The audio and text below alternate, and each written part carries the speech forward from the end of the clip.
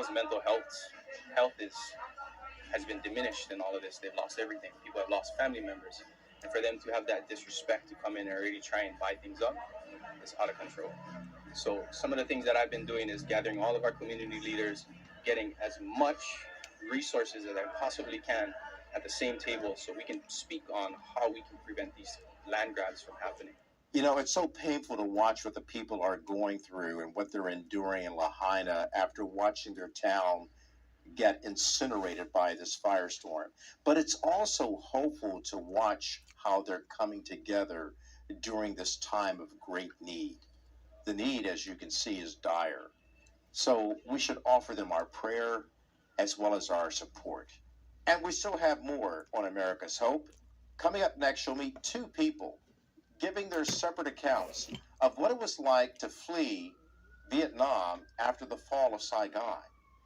Watch their stories and see how hope has prevailed in their life. That's next. People. When asked her views, the activist says she's pansexual. He also says he doesn't feel it's right to have women compete against biological men in sports competition or share the same locker room with men. He also disagrees with exposing LGBT ideologies to children. At the end of the conversation, he and the activist shook hands. Sales at Target taking a downturn for the first time in 6 years. The retail giant now seeing a drop of 10% in online sales and 5% in stores. On top of that, the company's stock has lost more than a quarter of its value over the past year. Target released its Pride apparel collection back in May in an effort to show support for the LGBT community. The collection included Pride-themed clothing for children and infants. The merchandise prompted criticism from consumers and led to boycotts against the company. The sales decline also comes as consumers are reducing spending on things like home goods, clothing, and other discretionary purchases. As Target continues to deal with its sales decline, overall retail spending in the United States is on the rise. According to the Commerce Department, retail sales in July jumped 0.7%, a much faster pace than the previous month. And moving on to... And I got a lot of backlash at that point. Now a year later, and with a life growing inside her, Olsen says her situation on tour has been celebrated. The 31-year-old never previously gave an interview at the U.S. Open and notes the ironic reason for the sudden and positive attention. It's because of this unborn baby. And so now we can acknowledge it, but when we're talking about, and once it gets political, now we can't talk about the unborn baby. So that's like that tension I had lived through where it's like, sometimes you can talk about it, sometimes you can't. Olsen, though, one of the few public pro-life voices, uses the Bible as the foundation for her beliefs. No stranger to the ways of the current media landscape, Olsen has a message for those like-minded individuals who may be feeling alone in their views. There's probably a reason you're not hearing it, and it's not that nobody has that opinion. It's maybe just that it isn't making it kind of past the gatekeepers. And so I encourage people to be bold when they can and to speak out. And you never really know what the boundary is until you test it. And I guess I apparently found it. Now, Olsen, who's due next month, says she's done playing for the year, but hasn't ruled out a return for next season. I'm Dave Martin for NTV News. And a bakery in New York is making bagels entirely out of felt. Customers get to choose from 13 varieties of bagels, complete with cream cheese and lox. Let's take a look. Felt's Bagels is the latest addition to Lucy Sparrow's portfolio of felt exhibitions. When you come into Felt's Bagels, you have a choice of 13 different bagels and you can put whatever you want into it. So here I have an everything bagel. And down here we have all the fillings. So you can have salt beef, you have American cheese, pickles. Inside the bakery, bins are filled with felt bagel replicas, but they're realistic enough to make you hungry. The creativity and the artistry of this shop is beyond impressive. You walk in as though you're walking into a real shop with real bagels, with real cookies, with real pastries, with real candy. Each piece is handmade. The installation took Sparrow 8 months to complete. The felt really resonates with people because it's very much about nostalgia. It transports you into a place where, you know, when you're a kid, where things were much more comforting, it was a lot more easygoing. Visitors can purchase any of the items on the shelves like they would in a normal bakery. The prices of my work are so accessible that it means that you can start a collection. It doesn't take it away from the fact that it's fine art. It just means that, you know, anybody can come in. The British artist's previous work includes crafting the interiors of a pharmacy, a supermarket, and a convenience store, all with felt. Felt's Bagels is open to the public through September 4th. Andrew Thomas, NTD News. And if you have any news tips or feedback for our show, you can email us at eveningnews@ntd.com. And that's all for today's news. Thanks for tuning in. I'm Stephanie Cox. Good night. Fraud. The case alleges that Neal wasn't just collecting money on behalf of Santos. Parts of those donations also allegedly went into his personal earnings as commission. Neal was arraigned in Brooklyn, New York earlier this week and pleaded not guilty. Congressman George Santos himself was indicted back in May on 13 felony charges related to money laundering and misleading donors. As for Santos's re-election bid, he's now facing another Republican challenger, Air Force veteran and attorney Greg Hatch. Hatch pledged to, quote, restore integrity to an office that's been corroded by fraud. And presidential hopeful Robert F. Kennedy Jr. criticizing the Democratic Party. That's for not holding primary debates, comparing that to tactics used by the former Soviet Union. Should get to pick the candidate. Watch. It's not picked by the party like they do in the Soviet, or they did in the Soviet Union. It should be picked by the people. And they're not, you know, the best way to pick them is to have debates, to have town halls, to do retail politics, to come out to places like this, to face the press, to face the public. He went on to say that without that type of engagement with the public, politicians are, quote, living inside a bubble. A poll for USA Today in June found that 80% of Democrats want to see a primary debate between President Biden and other Democratic candidates.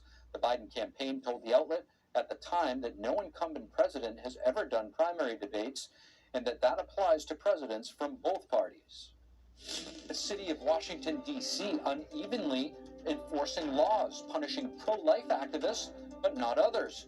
Find out what an appeals court has decided in a related case. A Democratic New York City councilman joins us to discuss the city's illegal immigration crisis. He points to President Biden's border policies as one factor behind the issue. And a congressman says Chinese hackers breached his emails. The FBI confirmed that suspected Chinese hackers were able to access his personal and campaign email account.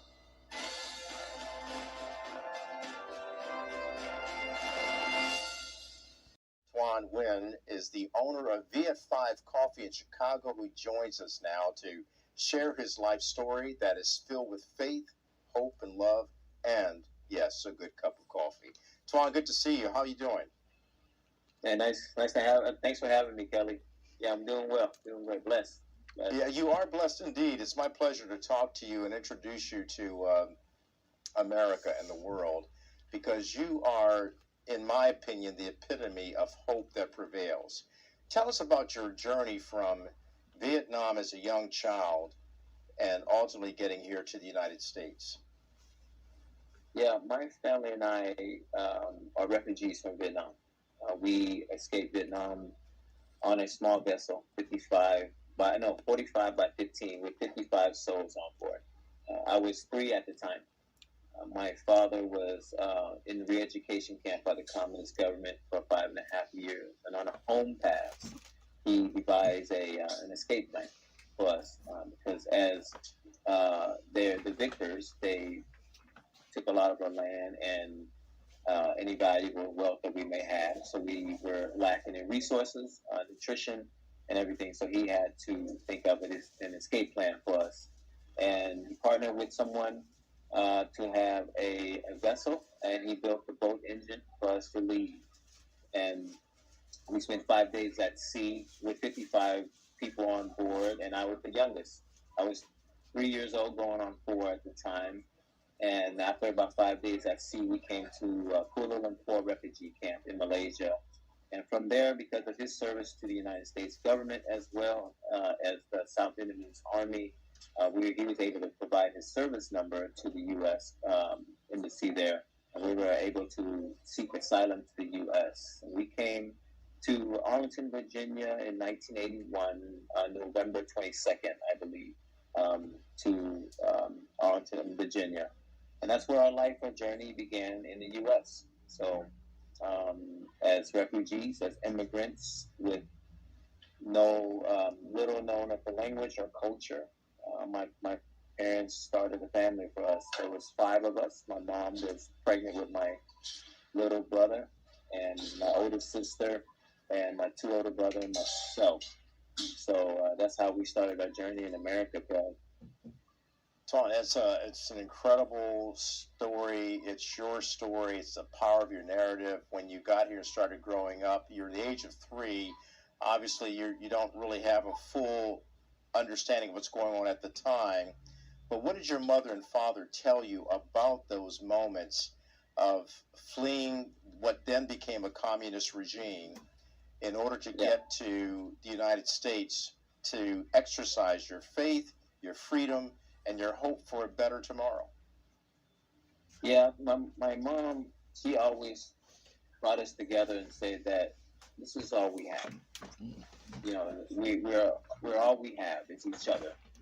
My brother and sisters, we hardly ever fought, because when we did, that's what my mom would do. She would rally us together and say that we're all we have. We can't fight among each other. You know, it's like Israelite leaving Egypt, when Moses always reminded them when we're together, the God who brought us out of Egypt, who brought us out of slavery. My mom would always remind us that, you know, when your father was, you know, incarcerated by the communist government, we're all we have to take care of each other. Now that we went on this journey to this country, we're all we have. And it's always a motivation for us to stick together, to be tighter. But also, now we are in a foreign place and with foreign languages, foreign food, and different cultures. We have to be able to understand who we are and where we are at, and the resiliency to work to establish ourselves in this new place. But also, my parents lived an example of just being hard workers, man. You know, being gone most of the time because they were hustling. My mom was cleaning bathrooms, being a maid. My dad was cleaning churches. He was mowing grass, fixing cars, just working odd-end jobs. You know, just seeing them hustle constantly, and just trying to provide a dream for us. But it was still better than what we had in Vietnam at the time. So knowing that and seeing that, I never wanted to forget the sacrifice they made for us to be able to have this opportunity in this country of freedom. You know, and you really get to have that ability that you can be an immigrant, being a refugee that don't speak the language or having the resources, and still have an opportunity. And I think that's all my mother and father ever wanted, was just on the Citizen app shows the suspects running in with trash bags and taking off with about $1,000 worth of shoes and other items. No injuries were reported. We asked local residents if this makes them afraid to shop and what to be aware of. In a way it does, because I have a kid, so I'm always looking out for her safety. It's just sad that they're, going into our community in that way. Being that it is a low-income community, and we're lucky to have a Nike store here. You never know what the person's gonna have. A knife, a gun. They're not thinking straight. It doesn't matter. Just be careful. But people are gonna come in and try to find easy places like this. Now, there's a lot of requirements for companies. They tell you don't follow them. Don't talk to them. Don't say anything. Just leave them alone. It's not worth it. Because the thing is, that loss will be written off. It'll be a write-off for taxes, it'll be off for insurance, whatever it is. Nobody loses. We reached out to the Nike store, but they declined to comment. The Los Angeles County Sheriff's Department said this particular store is targeted weekly. And on Saturday, video posted on the Citizen app captured 20 to 50 thieves swarming a Nordstrom at the Westfield Topanga Shopping Center in Canoga Park as they cleared out the store during a destructive robbery. The video shows thieves wearing all black violently grabbing whatever merchandise they can carry, with many thieves seen ripping off the security devices attached to designer purses and luggage items. Officials say $60,000 to $100,000 worth of merchandise was stolen. Police are still searching for the suspects involved. Following the viral video, rapper 50 Cent wrote on Instagram, "I told you LA was finished. They are gonna have to lock the doors, appointment only, SMH." This comes just weeks after he commented about the reinstatement of the zero bail policy in Los Angeles County, saying, "LA is finished." Christina Corona, NTD News, Los Angeles. Two separate things. They rate the general overall environment for banks, and then they rate individual banks. But the way they work their analysis, that individual banks cannot have a higher rating than the overall industry. So right now, many of the best rated banks like JP Morgan and BOA have the same rating as Fitch just downgraded the industry to. If Fitch lowered that industry rating, that would be a problem because then they would have to reassess the ratings for many of the banks that they rate, up to 70 or 80 banks. So that's what the issue is. It's not so much what happened now, it's looking forward. If the environment for banks continues to deteriorate, Fitch may lower their ratings for the industry again, and that would be an issue for individual banks. Right. I think the current operating environment for U.S. banks, according to Fitch, is AA-. If that goes down by a notch, it would be A+, and in turn, J.P. Morgan, a big bank, could be lowered accordingly. So should we take the warning seriously? I mean, is this going to happen? I don't think it's going to happen immediately, but it is something that Fitch is certainly looking at. I mean, the issue for banks, of course, is that if their ratings are lowered, that means that their profitability, their cost of doing business rises. They have to pay more for bonds that they issue and items along that line. So it is an issue, but I don't see that it's going to be one that's going to be immediate, because at the rate the U.S. economy is growing, it doesn't seem like we're going to run into this problem based on a recession or a deterioration in economic conditions. So, I mean, what are the issues then facing the bank industry, in your opinion, that would justify a downgrade of the environment? Well, it's interesting. You can tie this in with the Fitch downgrade last week of U.S. debt. And what it's speaking to specifically there is political issues in D.C. and the apparent inability to run anything less than $1.5 trillion deficit every single year. Over time, that deteriorates the U.S. economic condition rather dramatically. The U.S. is currently paying over 8% of its income, U.S. government, in interest rates, in interest charges on its debt. So that's the background. If, in fact, they continue to deteriorate, then it would affect the banks as well. I don't see that for the moment, but it is definitely the trend for the U.S. economy and the U.S. debt. Because of their religious backgrounds or their whatever they practice that does not adhere to the state. You really make it very clear why we should hold true to the values of American values and hope. Absolutely. So when you're working, you were also a member of the Army, as I understand, the National Guard. I am part of the California State Guard in the cyber unit. In the cyber So unit. I'm a volunteer. I volunteer. So I'm a civilian with the Air Force, and then I also chose to volunteer with the California State Guard, which is part of the Army Component Command. What are your concerns for the nation? You see that there's a threat against the nation from within. There's also, of course, threats that we have from outside of the nation with some of our adversaries watching us very closely and looking for an opportunity to perhaps unseat our power in this world and the hope that we spread throughout the world. I know I sound like a broken record. But I think that what holds me and keeps me grounded is that I cannot forget the sacrifices made by those who enabled my escape to this country and the freedoms I'm afforded today. Maybe I'm fortunate enough to have been in a circumstance where I could have not had a single ounce of freedom ever. And I realize that now that I've been able to accomplish what I have. Having grown up in poverty to where I am today, it's just something that I've had to experience, and it allows me not to take anything for granted. And you haven't. You haven't taken anything for granted. Talk to me about your education and how, as you mentioned, you grew up in poverty, and look at where you are today.